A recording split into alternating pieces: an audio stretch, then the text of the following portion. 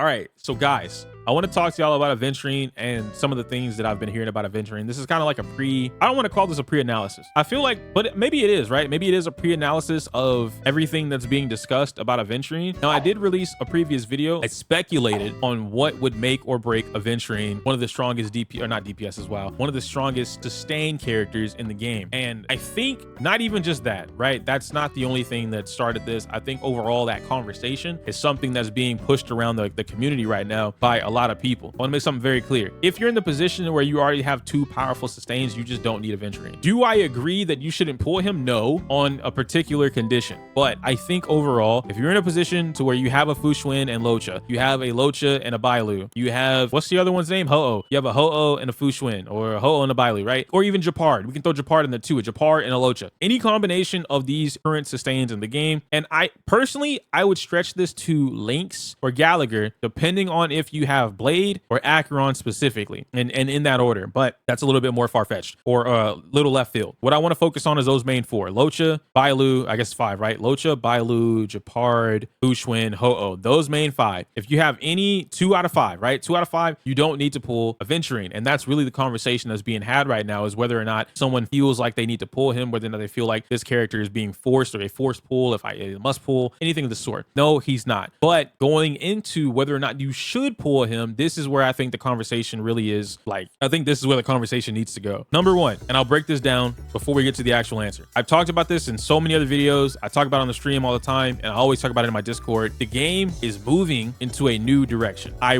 will try my best to refrain from saying like we're moving away from hypercarry, we're moving away from dual DPS, right? Because I always say that, and for whatever reason you guys only hear hypercarry, you don't hear anything else. I don't know why y'all do that. The game is moving away in a different direction that is not version 1.0 of how we've currently been playing the game. Yes, you can still play the game that way. It's very much possible, but it's kind of like one of those situations where you're not building units to just slap them on a team, right? Like, I think that might be Genshin mindset, and even some other gacha games, right? Some other gacha games might have the same mindset, but in Star Rail, that worked before. It still works now for only one specific condition. It only works because the characters are so busted. That's the only reason. Being able to slap everyone onto one team, and it's not even everyone, it's very specific characters. I refer to them as the Powerpuff Girls, but we could even throw in a couple DPS characters. They work because they're just so strong. Jing Liu, Daniel, which some of y'all don't know, I say Daniel, Imagine Dragon, that is Imbiber de Lune. Okay, so Jing Liu, Daniel, you have at some point Jing Yuan, but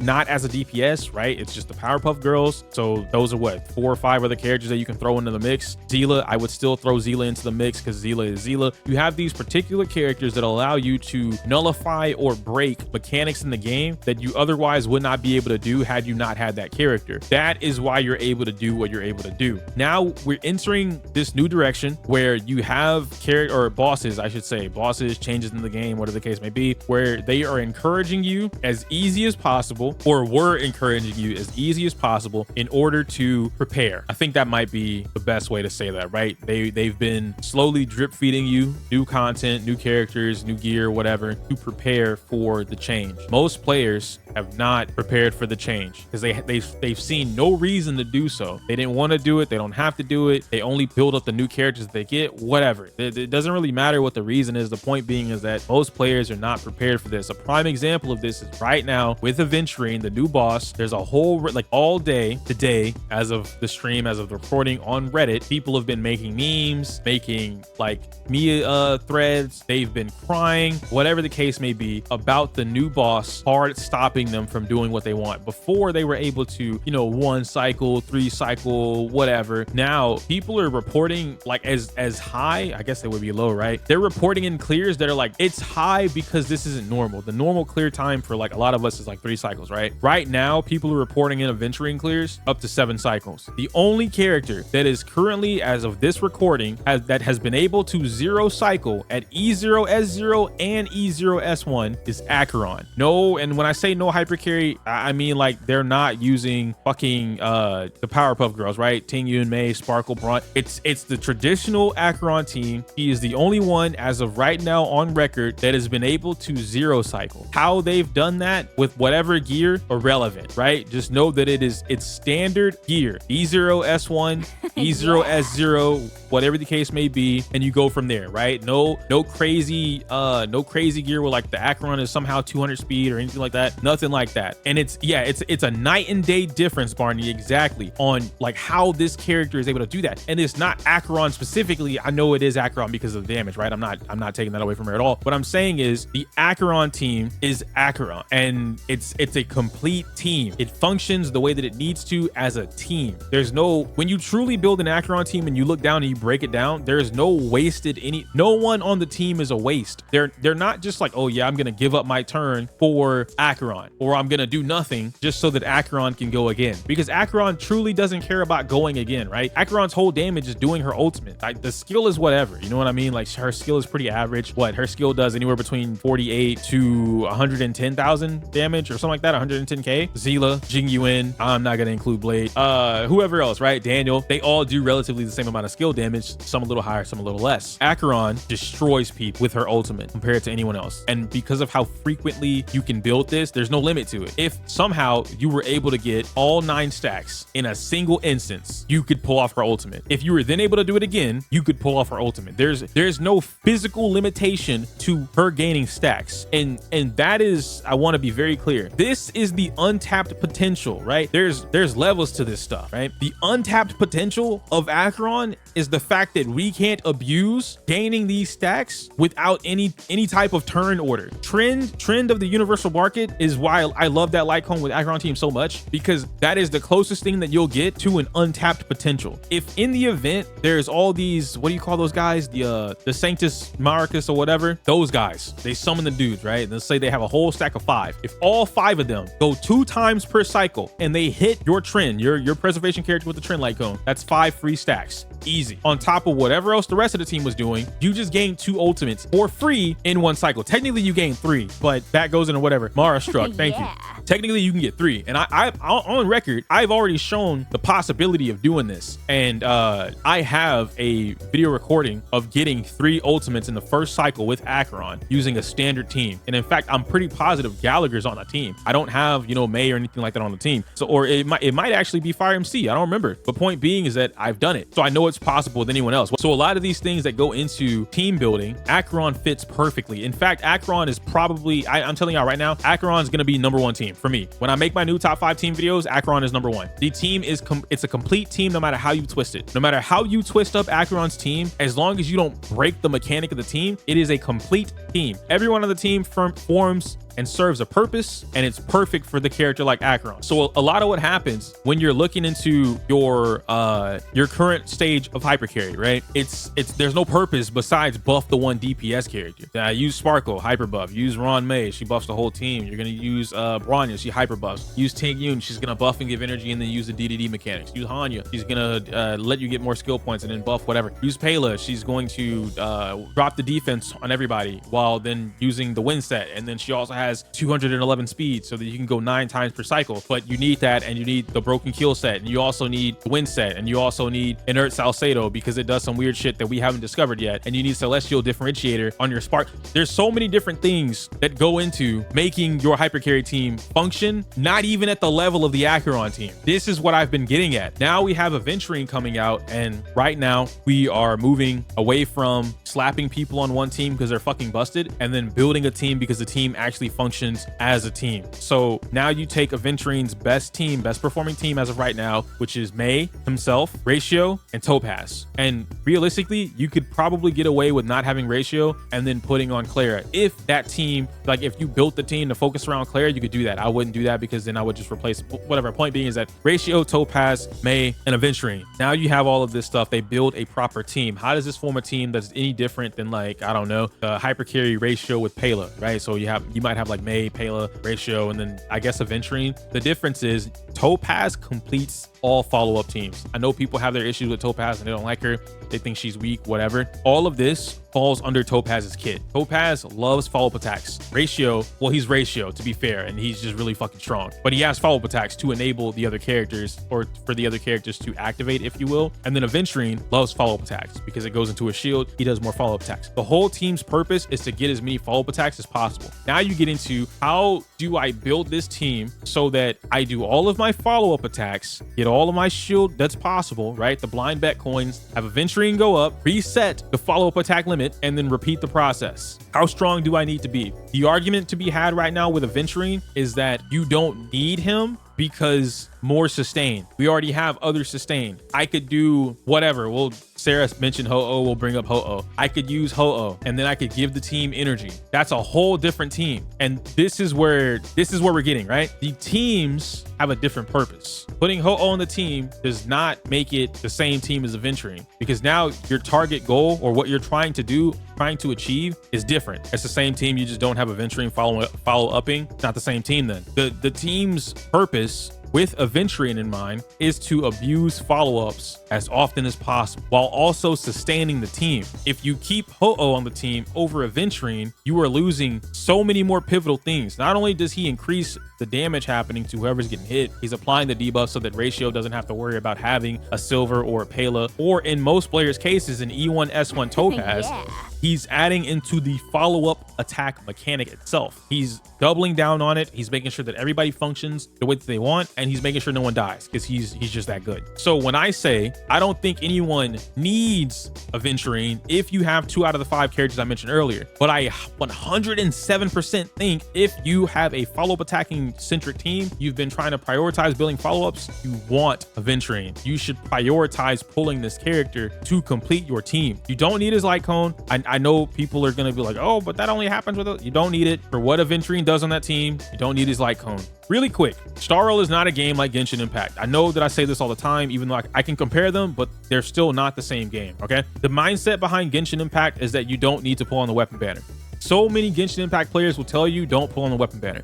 Just get the free fish sword weapon or fish up the best weapon, and that will give you the best weapon for your character. Do this event and you'll get the best weapon for this character. You don't need this weapon. This weapon is just like flavor, right? It's like a little extra seasoning. That's not the case in Star Rail. I want y'all to take into account a very realistic what happens in Star Rail as an average player. If an average player refuses, they never pull on the light cone banner. Let's just take the average player, they never pull on the light cone banner. Where do you think they're getting their weapons from? How many free weapons can you get from MOC? You only get so many of those coins, and they haven't played since day one. Where are they getting their weapons from? Yeah. Most players today, there was just a Reddit thread on it like 2 weeks ago with Acheron. They didn't have a single Nihility light cone, and they'd been playing since 1.6. No Nihility light cone outside of like, I can go get the break light cone. And obviously that wasn't going to help them in an Acheron team because it wasn't going to do anything for the team. No pearls, no good night sleep well, no battle pass light cone, and obviously no 5-star signature light cones from any Nihility characters. Where do they get it from? If you don't pull for weapons, you don't even need to go for the signature. Just throw a couple, throw 20 on the banner just to fish a light cone, right? If you are very stingy with what you're pulling because you want every character in the game, I understand players want characters, right? I'm the same way, like in Genshin, I want all the characters, I don't care about the weapon. That's because Genshin allows that. In Star Rail, on my free-to-play account, I'm not that way at all. On the free-to-play account for Star Rail, if I know that I'm maining a character like Acheron, you best believe we raised up enough to get that light cone. We guaranteed Acheron and we guaranteed the light cone. But yeah, you know, in Star Rail, you don't need a signature weapon, but you do need weapons. And the only way to get weapons, guaranteed at least, is to pull on the light cone banner in some way, shape, or form. Build it up, build up pity. It's not a big deal. Having a character with no weapon is ass. It is one of the worst feelings in the world. And that's where the problem comes into play. Now, Aventurine being a hard counter to, and being a hard counter to something doesn't mean that it's impossible. I have to say these things because like when I speak fighting game terminology, I understand that the gacha community probably doesn't understand what I'm saying. We'll use matchup terms, right? Okay, so in a matchup, you have it's based on a 10 something system, right? So you could be like 5-5, which means you're even. Anybody could win, any character could win. You could be 6-4, which means ideally the character that has 6 has a higher chance of winning, or you could be like 10-0, right? And same shit.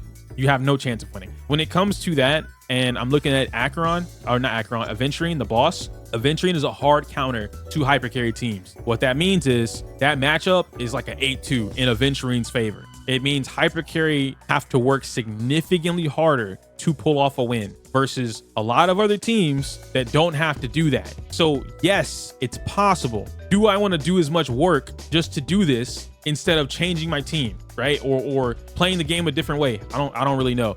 Point being is that there's a lot. The team changing the way that your team plays, changing the way that you play the game, things like that. This is where I've been telling y'all the game is going. Not so much because, again, this completely gets mistranslated by so many people on purpose. I'm not saying hypercarry is dying or that you will never be able to use hypercarry ever again. No, the Powerpuff Girls are too busted. I'm saying building proper teams will serve you better than trying to force any one single DPS character to be the only DPS character. This doesn't mean that you have to go out of your way to like build every single team in the game either, right? Just build the team, the new way to play. I'm gonna just force Acheron. Acheron's a different case, but Acheron she falls under the archetype of hypercarry on like 1 or 2 teams, to be fair. Actually, it's just one. Quite literally just one of her teams falls under hypercarry. The other 2 teams don't fall under hypercarry. Acheron doesn't play like a hypercarry team. And I think that's what people don't, by practicality, like the actuality of what that team does, it's not hypercarry.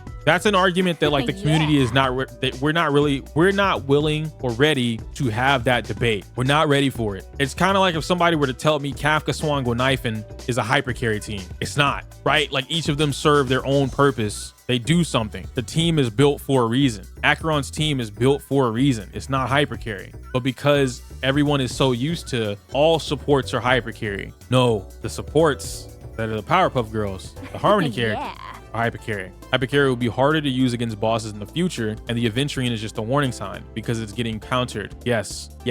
Yeah, no, I get what you mean exactly. Yeah, and they've been exactly same thing that Jay is saying. They've been drip feeding and warning us for a little bit now. Like I said, since 1.5, version 1.5, we've been getting this. You have a problem with the current definition of hypercarry? Is that what you're trying to say? No, my issue with hypercarry overall isn't that it's hypercarry. It's that the community has such a broad definition. Maybe it is a definition. They have such a broad definition of hypercarry that they throw anything that is not 2 main DPS characters under the umbrella of hypercarry, and that's not what that is. I gave a really good example earlier in my Discord to Forbidden. Actually, I said that hypercarry, the Pokemon equivalent of hypercarry, and this is why my brain looks at it the way that it does. The Pokemon equivalent of hypercarry is if you had a Charizard X, a Mega Charizard X, and all other 5 Pokemon on that team were solely for baton passing their stats to Charizard X and one of them keeping him alive. That is the equivalent of what hypercarry is. And that's why I look at it the way that I do. When your entire team's purpose is to baton pass, which is exactly what advancing forward is, a baton pass. It is literally baton pass in Star Rail. Take all of my stats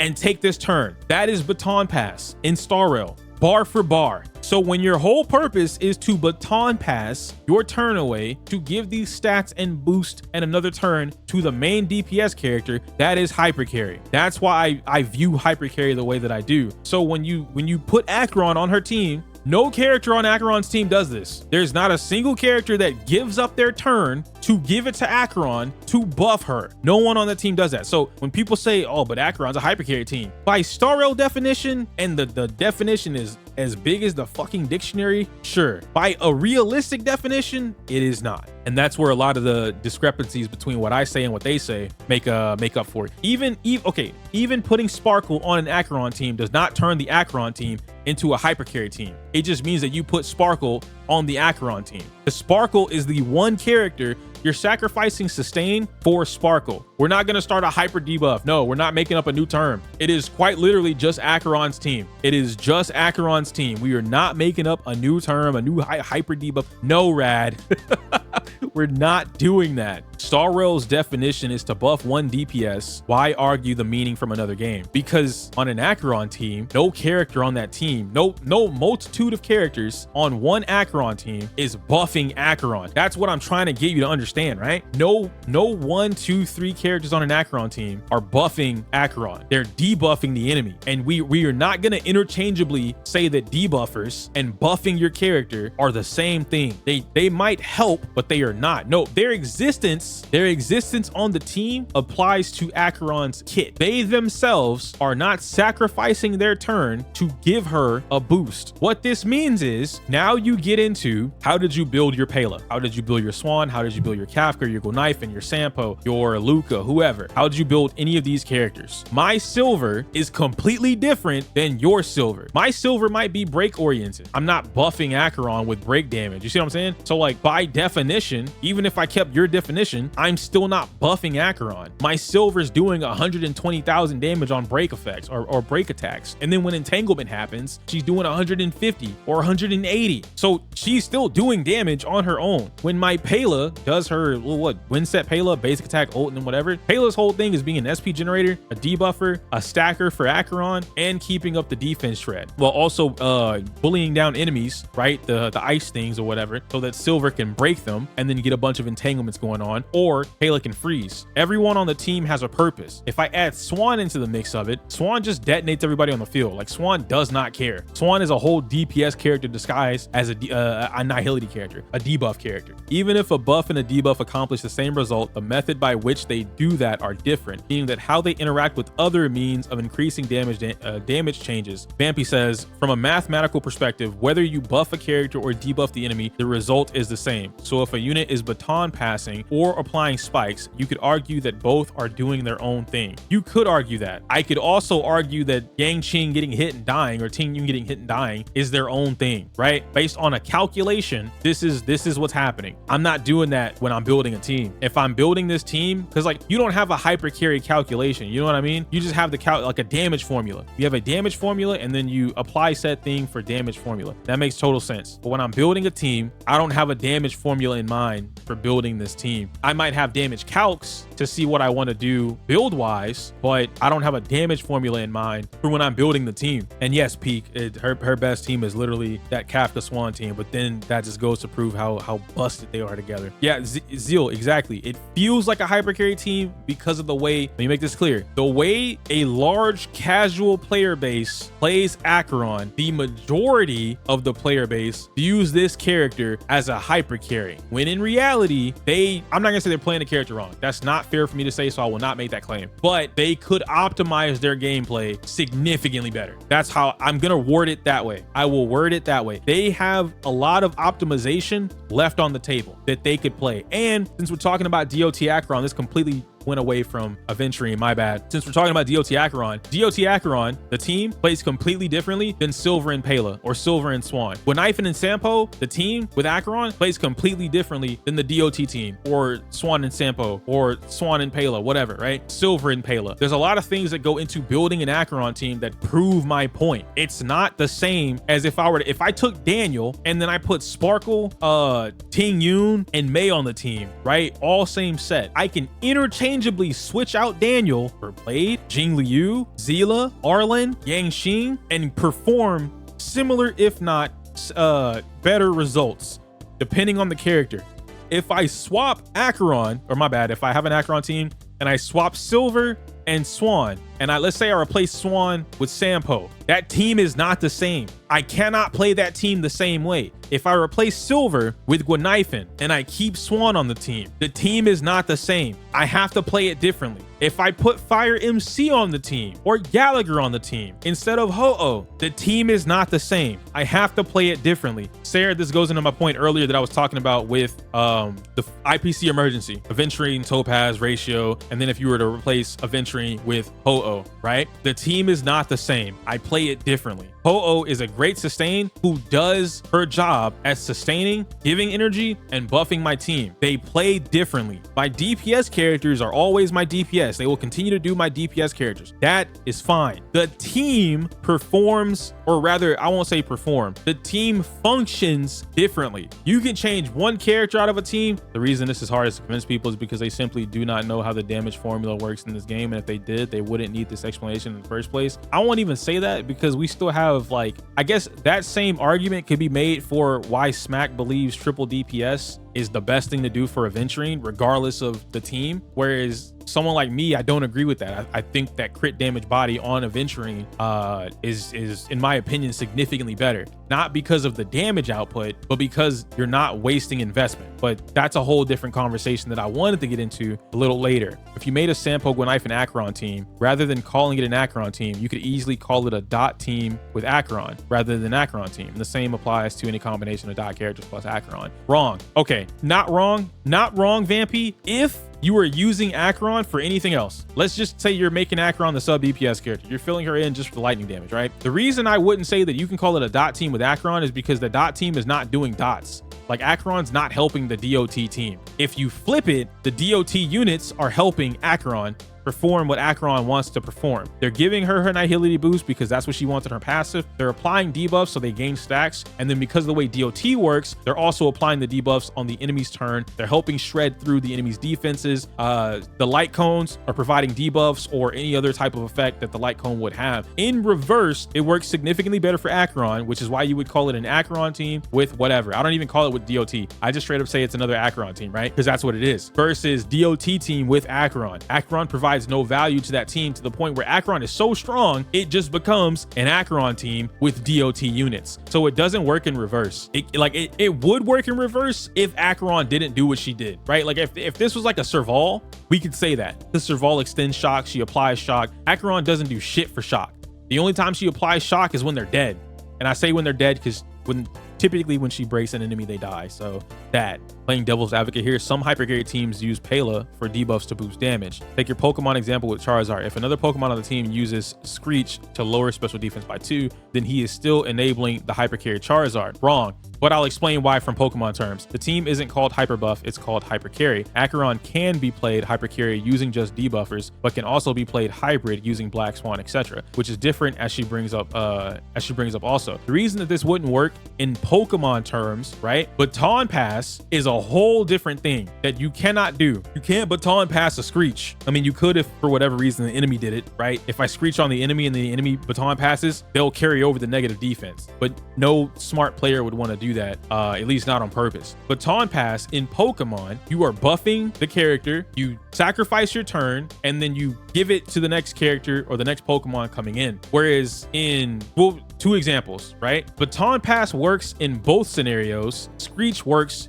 in one scenario. When you use Screech on an enemy in a single battle, right? In a singles battle, so 6v6, 1v1 in Pokemon, you are still sacrificing your turn, but there's no one else around you to capitalize on this debuff. You have to leave the battle, sacrificing your turn, bring someone else in and hope they don't get clapped. In a 1v1 scenario, 9 times out of 10, whatever you just brought in is going to get clapped, or the opponent is going to switch out, therefore removing you using Screech whatsoever. The second and most common would be in a VGC scenario, which is double battles, 2v2. In a VGC scenario, if my partner Pokemon uses Screech on my enemy and then my Charizard punches the shit out of whatever the fuck is on the other side of the screen, -2 defense, it's dead. In that scenario, you are playing a team-based game. It's a team-based game. You're playing a team. Your partner is there to serve your Charizard to help do that one thing in that one instance, right? This Pokemon is not here to only use Screech. They have 4 moves that they can use. The other 3 moves are not just Screech. So let's take a more direct example. I will use Clefairy. Clefairy doesn't get Screech, but let's just say that it did, right?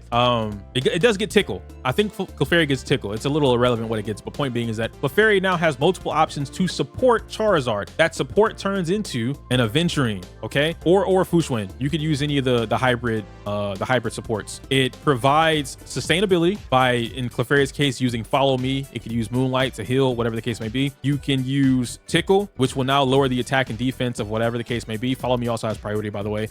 Tickle used to have priority, I think, but I could be wrong on that. Anyway, it also has attacks, in this case being Moonblast or Dazzling Gleam or whatever you want. And then the 4th move could be Protect, which is now you're playing mind games with your opponent. I use Pokemon Baton Pass specifically because it's simple, straightforward, easy to punch. To wrap up the Aventurine thing, I know this is super long-winded, scatterbrained. I told y'all that beforehand, right?